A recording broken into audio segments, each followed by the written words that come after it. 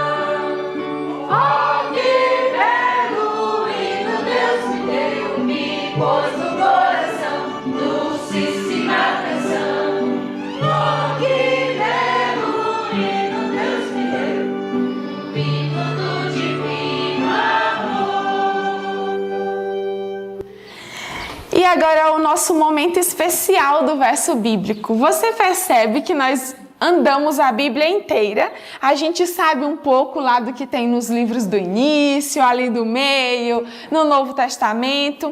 E cada momento da nossa vida nós devemos nos lembrar de uma promessa de Deus, de algo que Deus falou. A palavra dele no nosso coração vai nos fazendo caminhar nesse caminho para o céu. E essa semana nós estamos em Lucas capítulo 12, do verso 3 ao verso 7. E eu fico pensando, que isso que Cristo disse vai de fato acontecer. E eu quero participar disso. Você quer participar do cumprimento das promessas de Deus? Então vamos aprender Lucas 12, do 3 ao 7. Eu vou contar, querido. 1, 2, 3. Lucas 12, do 3 ao 7. Porquanto tudo que em trevas dissestes, à luz será ouvido, e o que falastes ao ouvido no gabinete, sobre os telhados será apregoado. E digo-vos, amigos meus, não temais os que matam o corpo e, depois, não tem mais o que fazer. Mas eu vos mostrarei a quem deveis temer. Temei aquele que, depois de matar, tem poder para lançar no inferno. Sim, vos digo, a esse temei. não se vendem 5 passarinhos por 2 centis, e nenhum deles está esquecido diante de Deus, e até os cabelos da vossa cabeça estão todos contados. Não mais, pois, mais valeis vós do que muitos passarinhos. Lucas 12, do 3 ao 7. Lucas 12, do 3 ao 7. Porquanto tudo que em trevas dissestes, à luz será ouvido, e o que falastes ao ouvido no gabinete, sobre os telhados será apregoado.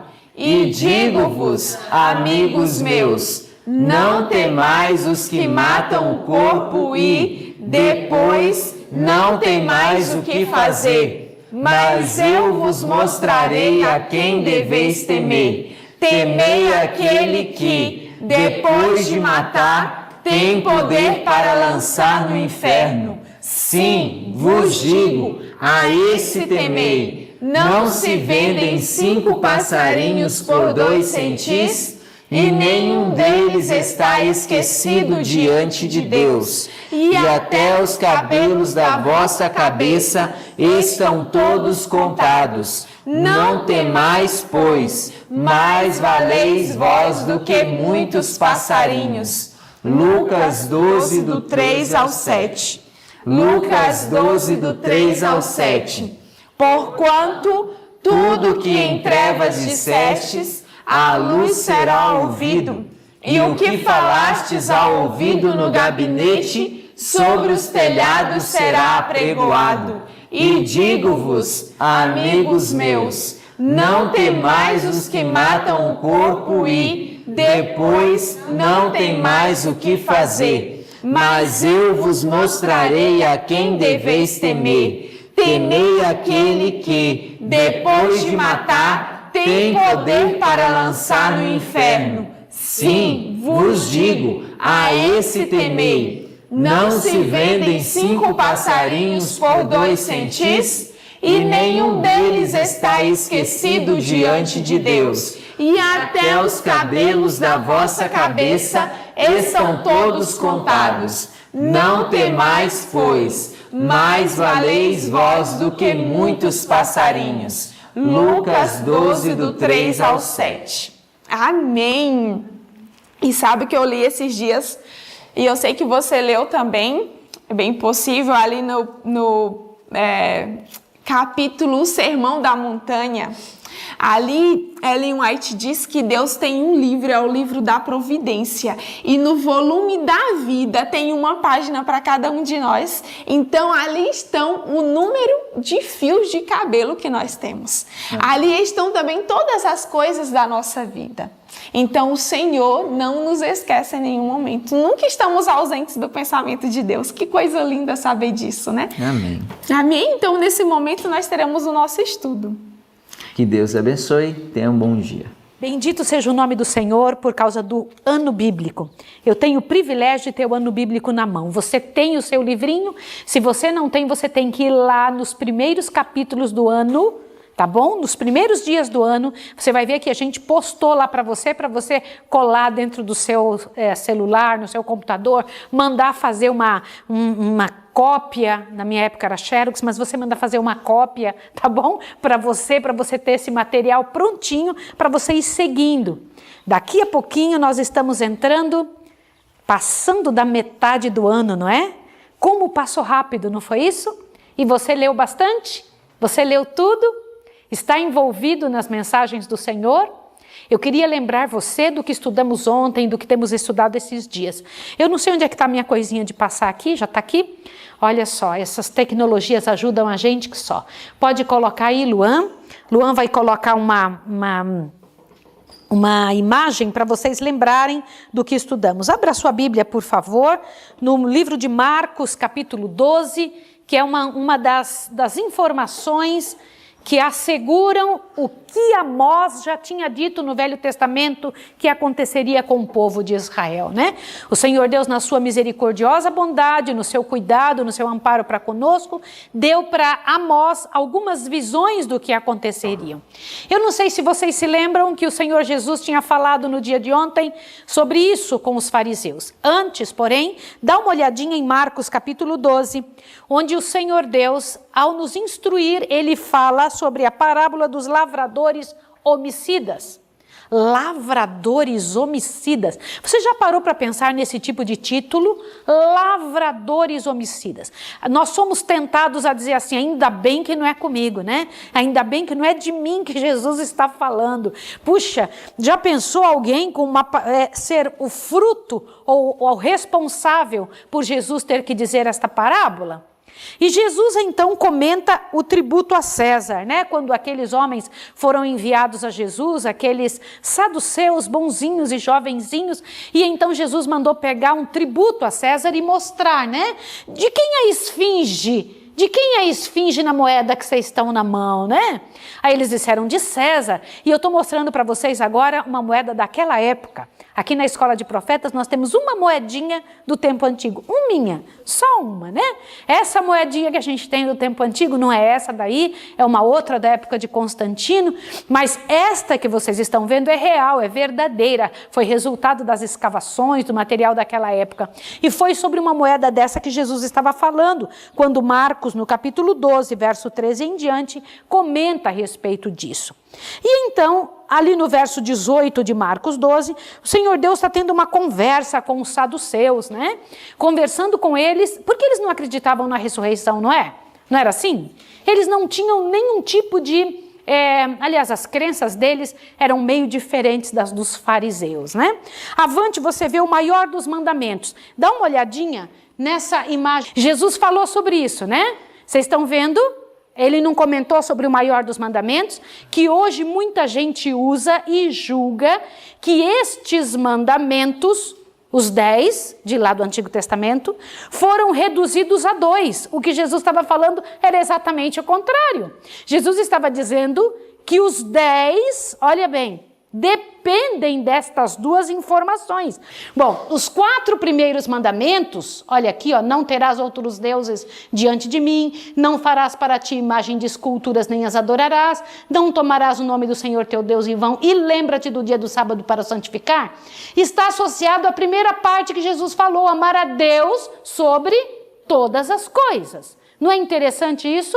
Não quer dizer que amar a Deus sobre todas as coisas não precisa fazer isso. Para provar que ama a Deus sobre todas as coisas, é preciso fazer estas coisas que Deus pediu, que tem a ver com Ele, com a pessoa dele. E o restante do que Jesus disse, e ao teu próximo como a ti mesmo, são os outros 6 mandamentos. Honrar pai e mãe, não matar, não adulterar, não furtar, não dizer falso testemunho, não cobiçar. E então Jesus comenta com toda a propriedade, ele diz, destes 2 mandamentos, quais 2? Amar a Deus sobre todas as coisas e ao próximo como a ti mesmo. E desses 2 mandamentos depende o quê? Toda a lei e os profetas. Era isso que Jesus estava dizendo. E hoje em dia, infelizmente, muita gente pega esta deixa para dizer, não, Jesus resumiu os mandamentos em 2, então não precisa fazer tudo isso. Peraí. Seria uma loucura se fosse realmente desta forma, né? E nós encontramos ali também Jesus perguntando, o que dizem que eu sou? Filho de Davi? Lembra a situação de Jesus comentando? Quando eles diziam filho de Davi, quem que diz, vocês dizem que eu sou filho de quem que é o Cristo? O filho de Davi. Que interessante. Jesus fazia isso para fazer eles pensarem. Deixa eu dizer uma coisa. Como é bom fazer perguntas que levam as pessoas a pensarem, a raciocinarem, a tomarem uma posição, a pensarem de alguma forma sobre o que são realmente. E a oferta da viuvinha pobre, Jesus falou sobre isso também em Marcos 12. Mas o nosso pedido de hoje não é só sobre isso. Por favor, vai em Mateus capítulo 23, corre lá. Mateus 23, eu quero passar bem rapidinho porque o que eu tenho para falar para vocês hoje é muito grande. Mateus 23 traz a repetição desta mensagem de Marcos 12 de uma forma um pouco mais detalhada. Em Marcos, o Senhor Deus traz os detalhes que vimos ontem Em Mateus, no entanto, o Senhor Deus fala o resultado disso. Qual foi o resultado desta comunicação de Jesus com estes escribas, fariseus, saduceus, doutores da lei? Por acaso vocês já pararam para pensar quem são estas pessoas? Qual a diferença entre eles? Qual a diferença? Porque aqui, em Mateus capítulo 23, Jesus censura escribas e os fariseus. Mas quem são eles? Quem eram estas pessoas e qual a diferença entre um e outro? Vocês se lembram que Jesus, olha, era sempre rodeado por gente difícil. Era ou não era? Sim ou não? Sim. Eu tenho uma pergunta a fazer. Se vocês estivessem lá, se hoje vivessem lá, naquela época, vocês teriam coragem de falar com Jesus como esses homens falaram? Eu vou comentar com vocês algumas coisas muito sérias hoje, que a nossa lição nos traz, porque o nosso ano bíblico de hoje, ele não fala e não conta uma historinha, faz uma aplicação.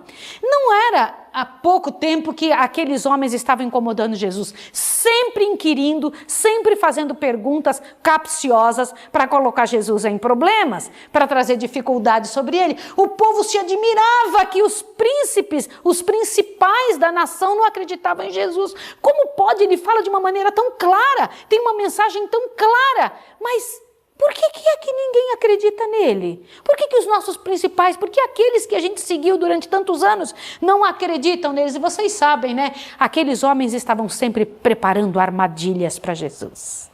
Sempre arrumando um jeito de provar que Jesus não estava certo. Mas deixa eu te fazer uma pergunta. Eles sabiam que Jesus estava certo ou não? Sabiam. Peraí, mas por que queriam fazer o povo acreditar que Jesus estava errado? Por quê?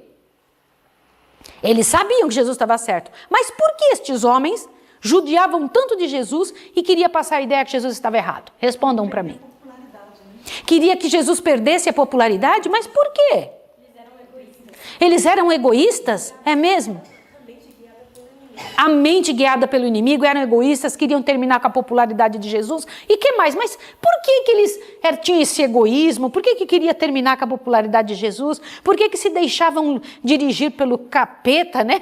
Porque se eles eram os principais do povo. Os ensinamentos dele eram errados, né? E de Jesus eram certos. Eita! Wando está dizendo que os ensinamentos destes homens eram errados e que eles não queriam que o povo prestasse atenção em Jesus para que isso não ficasse claro para o povo de que, ei, estamos ensinando errado há tantos anos, e eles não queriam declinar da sua posição. Deixa eu comentar uma coisa para vocês saberem. Mudar de ideia não é feio.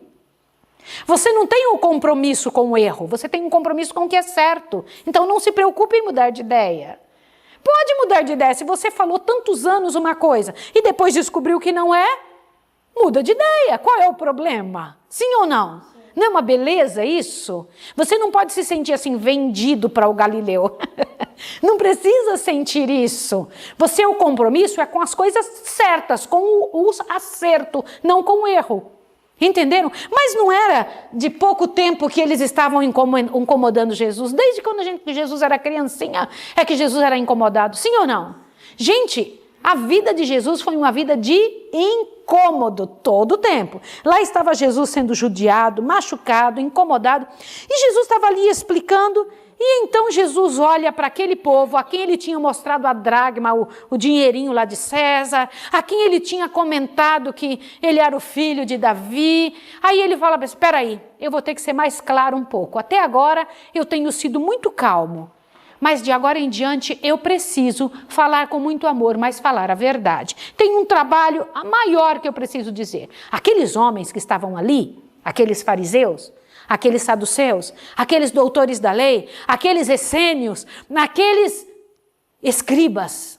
Vem cá, antes da gente continuar, eu tenho que perguntar para vocês, qual a diferença entre eles? Qual a diferença entre um fariseu e um publicano? Qual a diferença entre um escriba, um saduceu? Vamos tentar entender isso? Isso ajuda a gente a entender, pode passar o próximo. Olha, os escribas, vamos entender sobre eles, eram homens considerados muito cultos, doutores, mestres, especializados no estudo e na aplicação da Torá, nas leis da Torá. Tá bom? Então, o que você sabe sobre os escribas? Eram homens especiais. Lembrando que uma boa parte dos homens daquela época não sabiam ler. Tá bem? Então, esses homens eram úteis? Sim ou não? Sim, muito úteis. Necessários. Porém, eles tinham um problema. Por serem considerados doutores, por serem considerados especiais, por estarem envolvidos de alguma forma na vida pessoal das pessoas, eles se sentiam importantes. Eles se sentiam, sabe o quê? Indispensáveis. Puxa, que difícil. Vocês sabem que uma coisa pode ser boa em si mesma, mas quando está envolvida com miséria, com a desgraça do egoísmo, com a desgraça do pecado, acaba estragando o que tem de bom naquela coisa, infelizmente. E os escribas, embora fossem muito necessários, pode passar o próximo, estavam ali envolvidos em sofrimento. Meu filho, pode passar o próximo, viu? Então, os escribas eram esses. Vamos entender um pouquinho mais sobre eles. Eles tinham a necessidade de... Não pense que era uma coisa fácil. Hoje em dia, se eu quero escrever, eu puxo o quê?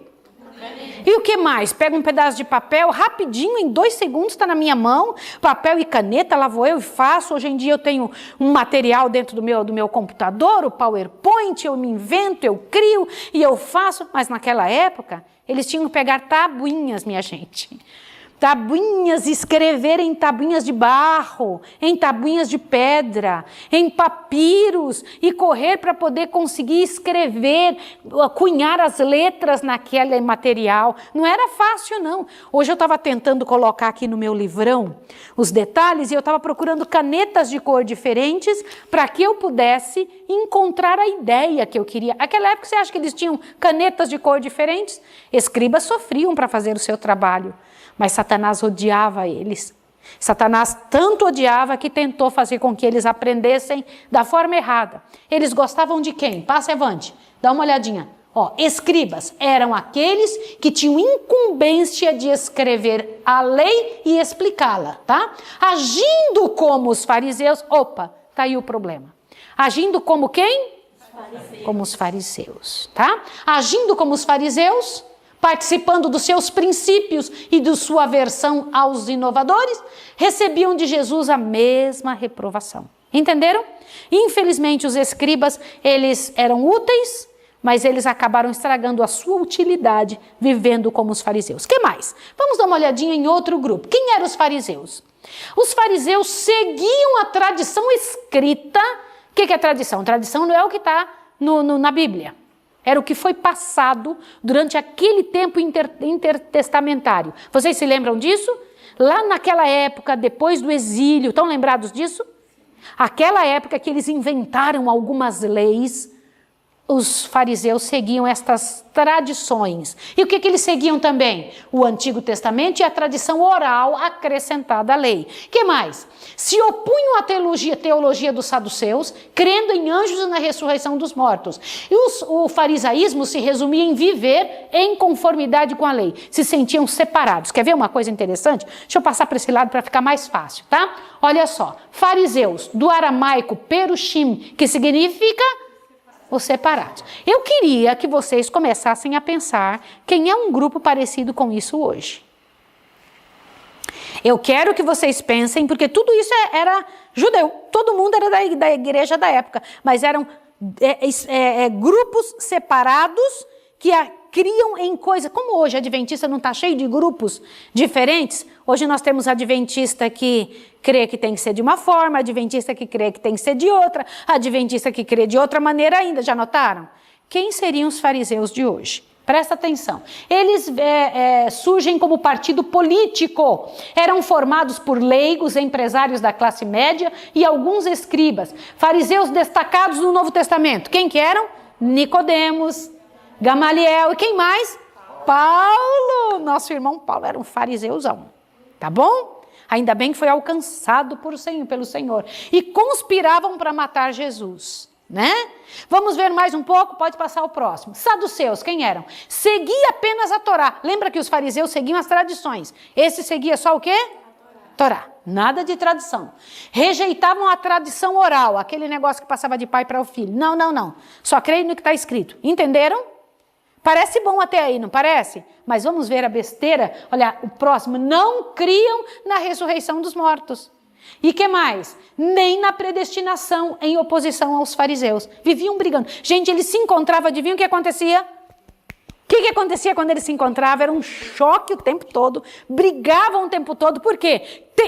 Não ressuscita, ele ressuscita, não, mas ressuscita sim, e brigavam o tempo todo por isso. Viviam brigando.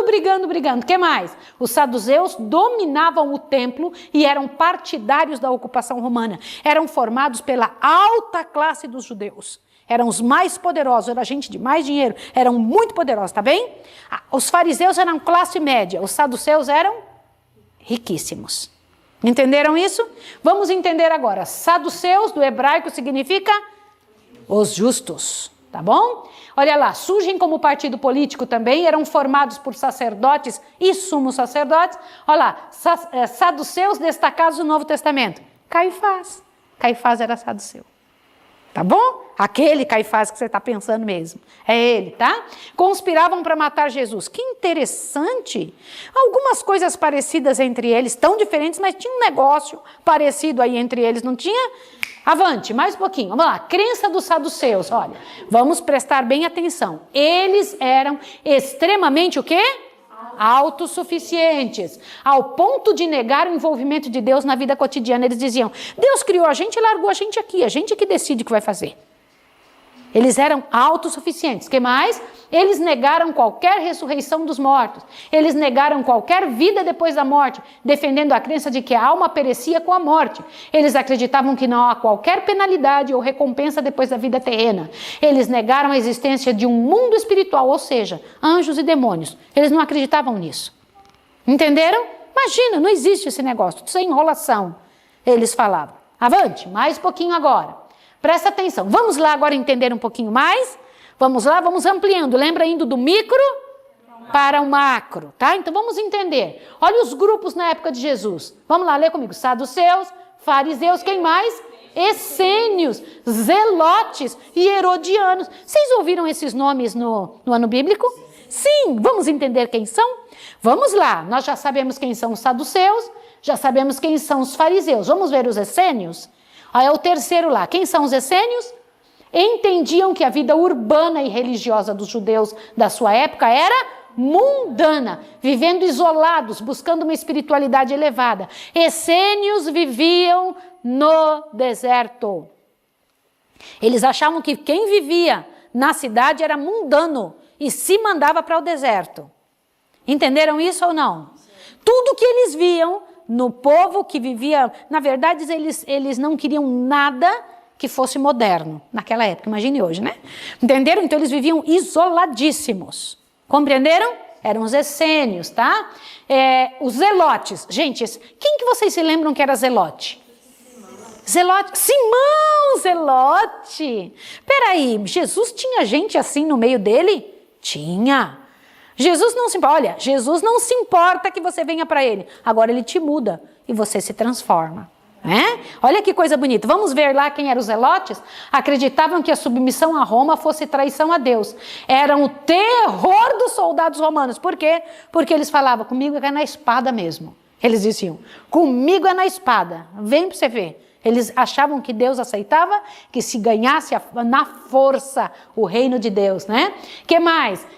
Já que as suas excursões eram realizadas sob o manto da noite, eles eram traiçoeiros que só. Tá bom? Zelotes. Olha lá, e os herodianos? Gente, agora que vocês precisam saber. Para entender o que nós vimos ontem, vocês falaram tanto em herodianos, quem eram eles? Tinham características de agremiação partidária, apoiando a dinastia dos Herodes, que deviam seu poder às forças romanas de ocupação. Fosse de Herodes, eles achavam que estava, ó. Entenderam isso? Embora eles fossem judeus, eles acreditavam que o povo nascido de Herodes, vindo de Herodes, é que tinham que ocupar o reino, que tinham que tomar parte do reino, que eram responsáveis pelo reino. Entenderam isso? Está compreendido até agora? Então vamos ver mais um detalhezinho, vai lá. Vamos lá, período intertestamentário, o que é isso? que é isso? Vamos pensar, o que é intertestamentário? O povo de Deus vem até a Babilônia. Da Babilônia até Jesus nascer, vocês se lembram que ficou um tempo sem profetas? Isso é o período intertestamentário. Entenderam? Compreenderam? Aí, nesta época, surgiram uma série de ramificações do judaísmo, da religião verdadeira. Está entendido ou não está entendido? Você compreendeu, você que está em casa? Avante, olha, veja bem, fariseus versus saduceus. Quais eram as principais diferenças? Vamos entender agora? Olha, a doutrina da ressurreição, fariseus acreditavam? E saduceus? Não. Isso, vamos lá. Juízo final, fariseu acreditava? Sim. E saduceu? Não. Imortalidade, fariseu acreditava? Sim. E saduceu? Agora, a alma morre com o corpo. Fariseu acreditava? Não. E saduceu? Sim. Olha, anjos e espíritos. Fariseu acreditava nisso? Sim. E saduceu? Não. E a intervenção de Deus na vida humana? Fariseu acreditava? Sim. E saduceu? Não. Disse que Deus tinha criado a gente, largou a gente aqui, a gente que resolvia o que fazia da vida. Que uma pessoa podia ser boa se ela quisesse, podia ser ruim se ela quisesse. Vocês estão vendo que em cada coisa ou cada posicionamento destes grupos tem um pouco de verdade? Sim ou não? Você até fica meio com dúvida assim, não fica? Ah tá, mas eles têm um pouco de verdade. Mas Jesus era que tinha verdade completa. Por isso que Jesus veio para, colocar e tirar um pouco desse nublado da coisa, do que um acreditava e do que o outro acreditava. Veja esse próximo aqui, olha, fariseus e saduceus. Gente, eu gostei demais desse negocinho aqui. Olha lá, os fariseus. Vai lá, vamos falar junto? Cremos na ressurreição dos mortos, nossa autoridade é a tradição oral e escrita, não somos partidários da ocupação romana. Peraí, vamos fazer diferente. Esse lado fala dos fariseus e esse lado fala dos saduceus. Combinado? Vamos lá. Então, vocês falam a primeira dos fariseus e vocês falam a primeira dos saduceus. Vamos lá. Primeira.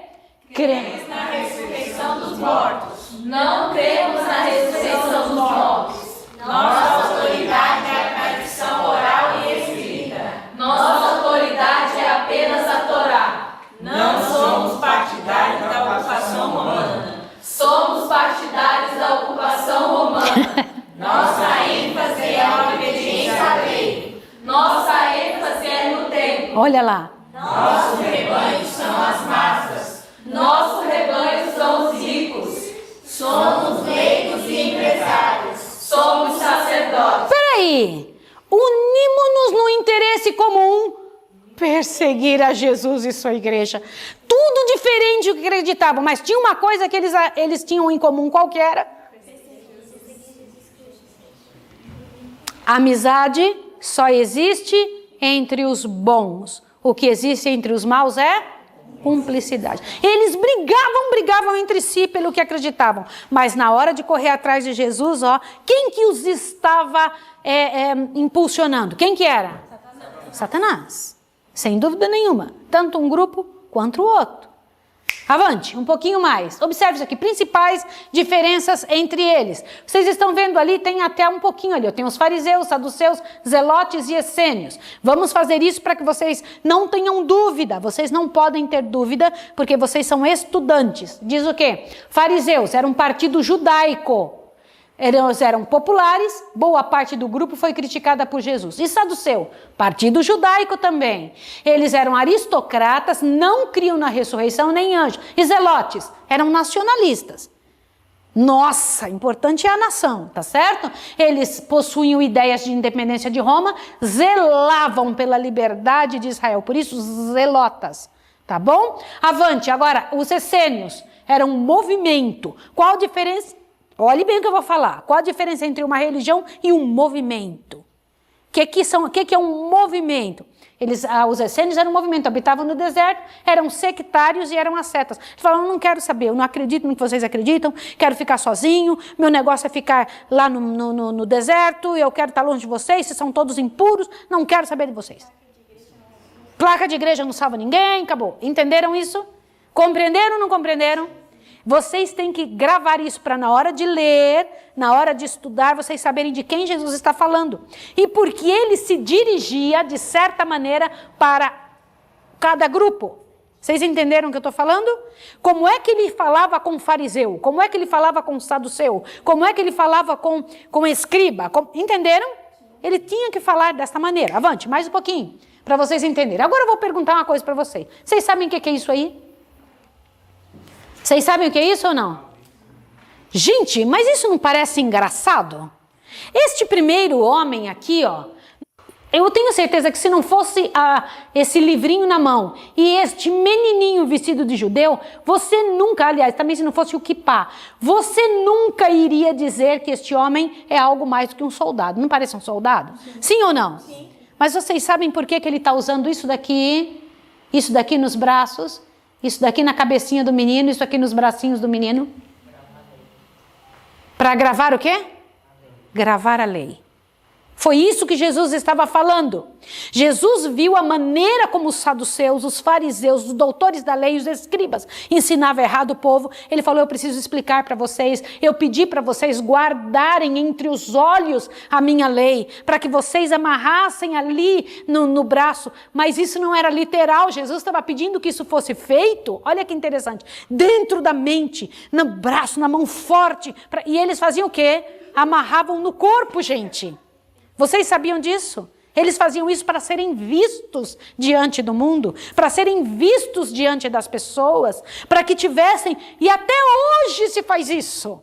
Até hoje esse tipo de ação. E Jesus mesmo disse, em Deuteronômio 6,8, também atará por sinal na tua mão e te serão por testeira entre teus olhos. E as pessoas entendiam só na letra da lei. Não entendiam a razão por que Jesus estava pedindo. Os judeus da época de Jesus não entendiam a razão das palavras de Cristo. E esse é o grande problema. Pois não, filho? Eles queriam viver o externo, né? Que as pessoas viam, né? Sim. Isso. E a única coisa que importa, né? Jesus via ali onde importa. Aí você fala assim, então não tem problema que a gente faz por fora? Não é bem assim. Eu vou falar uma coisa para vocês. Quando Jesus dizia assim, hipócrita, vocês sabem o que é que ele queria dizer com essa palavra? Vou dizer para vocês o que está escrito lá no original, você vai se assustar. O Senhor Deus diz assim, ai de vós escribas e fariseus hipócritas. Em Mateus 23, 27 ele está dizendo, no original está escrito ator. Ator, vocês sabiam disso? Ai de vós, escribas e fariseus atores, era isso que Jesus estava falando. Vocês ficam fingindo um negócio. Vocês atam pesados fardos sobre as costas do povo que vocês mesmos não são capazes de carregar. Vocês fazem isso para mostrar diante do povo, mas por trás vocês não fazem. Porque, gente, quem era que tinha adulterado com a mulher mesmo? Aquela que tinha sido trazida diante de Jesus? O Senhor Jesus disse que foram eles mesmos que trouxeram a mulher que tinham adulterado com ela. Eles pediam, exigiam do povo que eles não faziam. Outra coisa interessante que eu devo lembrar vocês, olha. Gente, abre bem o ouvido aqui, ó. Isso aqui eu quero ler porque está na minha Bíblia, isso é importante você entender. Olhe bem. Fazer o certo por não praticar o errado não é fazer o certo.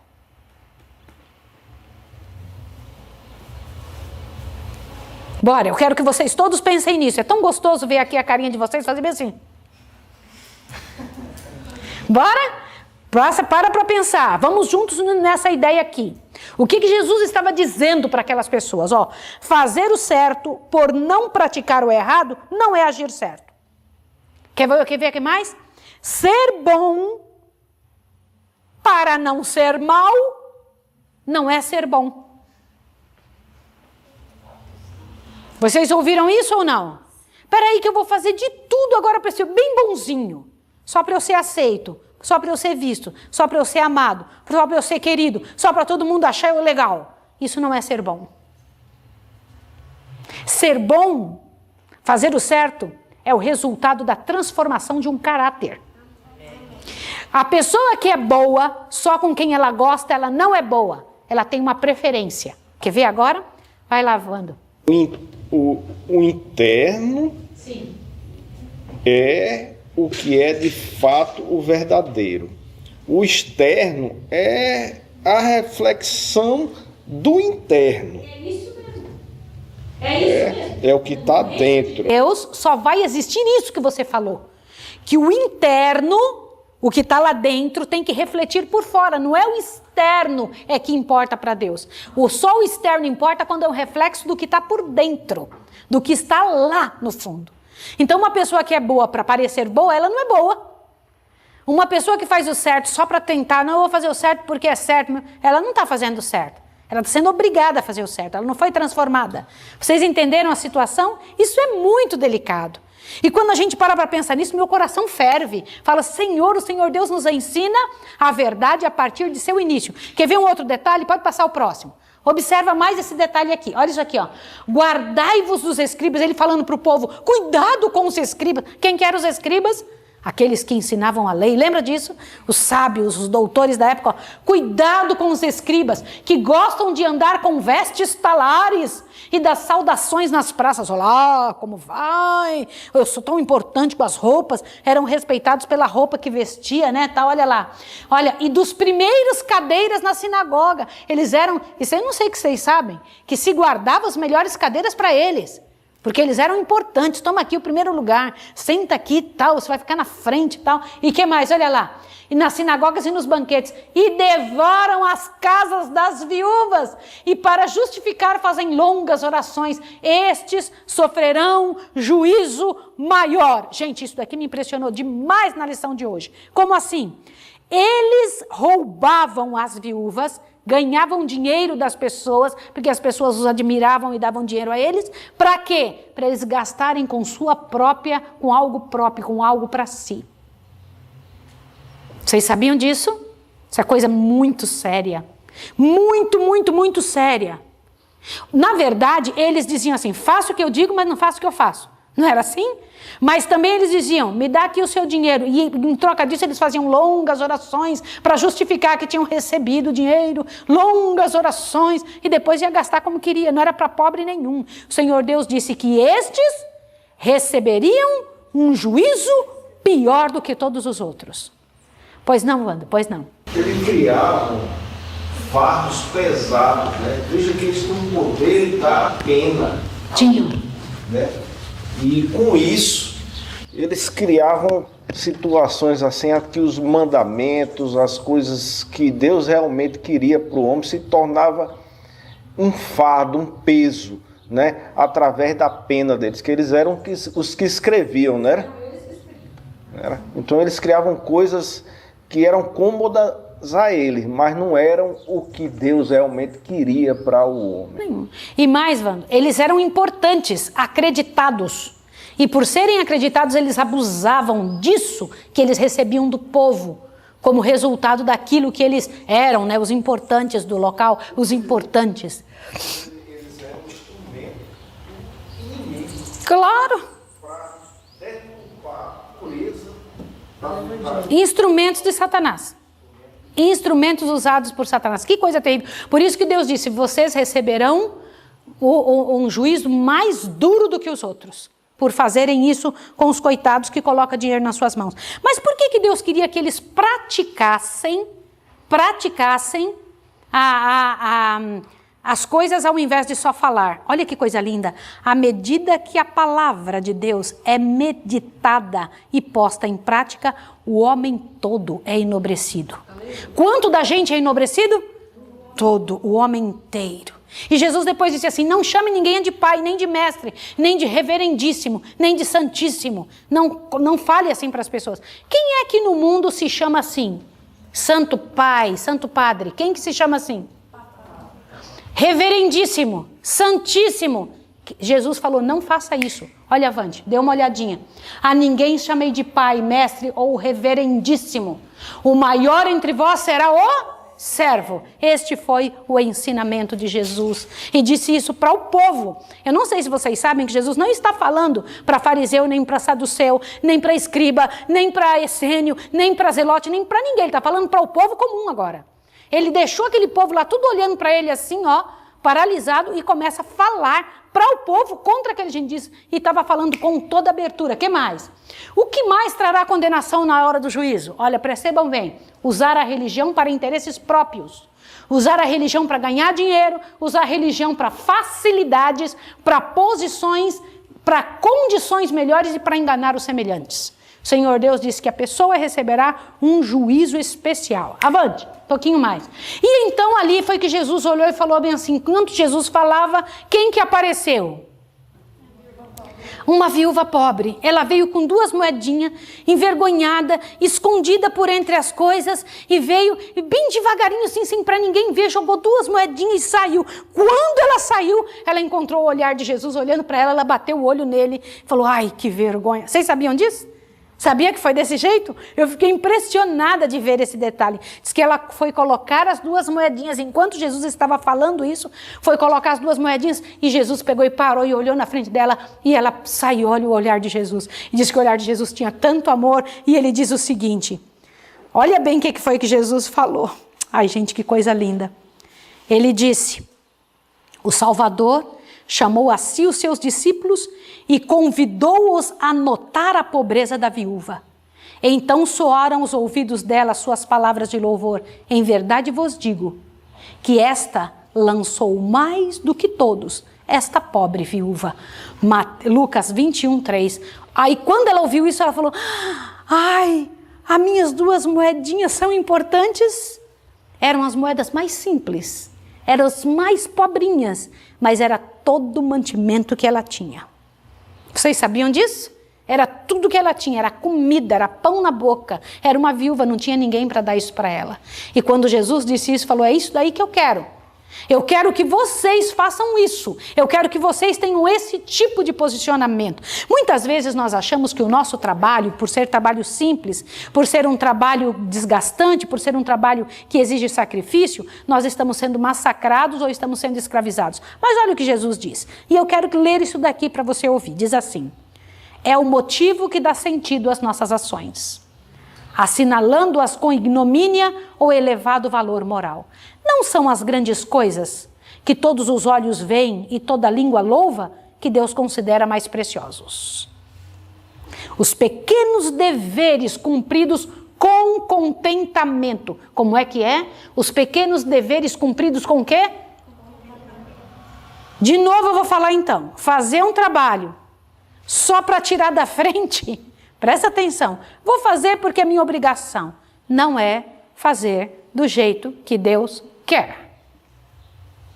Fazer os pequenos deveres cumpridos com contentamento, as pequeninas dádivas que não fazem vista ou podem parecer destituídas de valor aos olhos humanos, ocupam muitas vezes diante de Deus o mais alto lugar. Aleluia, glória ao nome do Senhor. Um coração de fé e amor é mais precioso para Deus que os mais custosos dons. A viúva pobre deu de sua subsistência para fazer o pouco que fez. Privou-se de alimento para oferecer aquelas 2 moedinhas à causa que amava. Que coisa linda, que coisa bonita. E Jesus ainda comentou com ele, sabe por que eu estou falando isso para vocês? Jesus disse, porque vocês, avante, pode passar um pouquinho, olha lá Jesus olhando para ela, né? Ali está Jesus olhando, ela bateu o olho em Jesus, avante. Aí o Senhor Deus disse, vocês são condutores cegos, disse para ela. Estes fariseus são condutores cegos, estão tentando dirigir pessoas e eles mesmos não enxergam, não veem. Eu achei interessante demais essa imagem, né? Uma imagem que mostra bem claro, condutores cegos. Como é que vai conseguir levar alguém para algum lugar? Jesus disse, vocês são condutores cegos. Avante. E diz, ai de vós, escribas e fariseus hipócritas, porque dais o dízimo da hortelã, do endro, do cominho, e tendes omitido o que há de mais importante na lei, a saber, a justiça, a misericórdia, a fé. Estas coisas, porém, deveis fazer sem omitir aquelas. Eu não sei se vocês sabem, Jesus não estava dizendo que não era para dar o dízimo, né? Jesus estava dizendo o quê? Que eles ficavam ali medindo cada detalhezinho, não podia ter nada, eles cuidavam, eles somavam o hortelã, o endro, que é tão pequenininho, para dar o dízimo. Eu dou o dízimo, eu sou dizimista, tal, mas esqueciam as coisas principais. Jesus disse, façai estas sem esquecer aquelas. Mas tinha uma outra coisa importantíssima que eu achei muito engraçado. Eu não sei se vocês sabem, Jesus os chamou de sepulcros caiados. Vocês sabem por quê? Vou chamar a atenção de vocês para um negócio que eu descobri estudando isso aqui. Sabe por que Jesus falou condutores cegos? que coais um mosquito e engolis um camelo. Por que Jesus falou isso? Sabe que ele disse isso em Mateus 21, 34. Por que ele falou isso? Eles eram melindrosos em pequenas leis, mas esqueciam da lei. Eram melindrosos em pequenas leis e esqueciam do amor ao próximo, ao cuidado com os outros. Ótimo. Mas vocês sabiam que eles faziam uma coisa?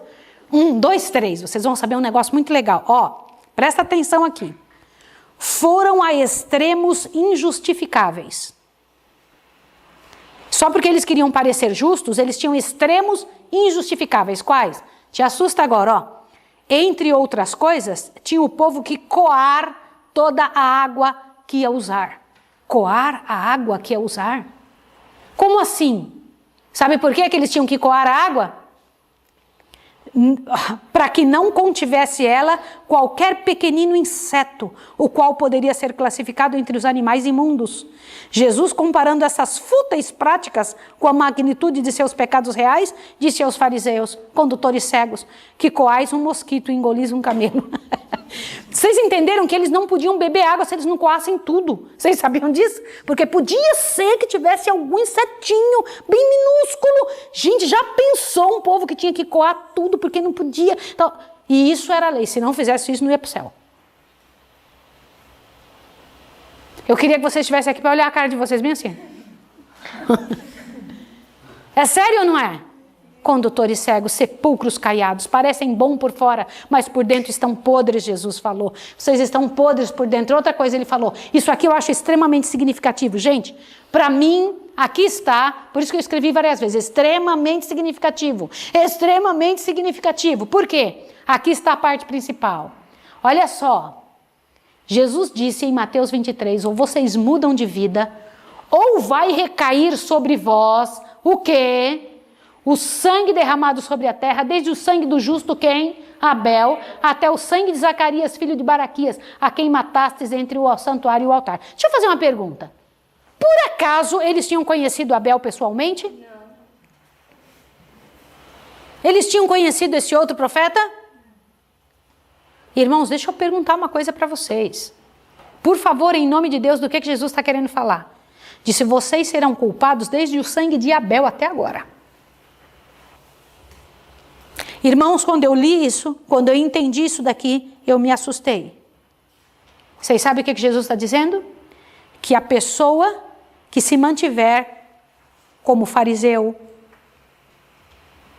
como saduceu, como essênio, como zelota, como cristão mentiroso, como sepulcro caiado, como estas pessoas que Jesus condenou nesse momento serão responsáveis diante de Deus pelo sangue de todo profeta que caiu sobre a terra. É visto por Deus como responsável por aquilo que poderia ter sido diferente. Eu não sei se vocês sabem que eles adornavam os sepulcros dos profetas. Sabiam disso? Eles enfeitavam, arrumavam os sepulcros ficavam lindos, eram os mais bonitos de todos. E eles diziam, se a gente estivesse lá, não tinha deixado matar o profeta. Mas eles estavam doidos para matar quem? Aliás, quem foi que eles mataram mesmo? Avante, quem foi que eles mataram? Quem que eram esses daí? Eles mesmos mataram os discípulos. Eles que disseram, se nós estivéssemos lá, não teríamos deixado matar os profetas. E quem foi que eles mataram? Os discípulos. Todos os discípulos foram mortos por eles. Pode me dizer, todos aí, menos João. Gente, que gente hipócrita, que atores que eram, que atores. E quando eu fico pensando Jesus naquele dia, não pense que ele falava com vingança, ele falou com o povo com muito amor e com lágrimas na voz. Ele falou com o povo sofrendo, dizendo, olha gente, eu preciso ainda dizer a última coisa para vocês. Virou para os discípulos e disse o seguinte, virou para todo mundo, pode passar, disse, olha aqui, a vossa casa vai ficar vazia. E saiu do templo para nunca mais voltar. Eis que a vossa casa vos ficará deserta. E foi isso mesmo que aconteceu. Foi a última vez que Jesus entrou no templo. Saiu dali para nunca mais voltar.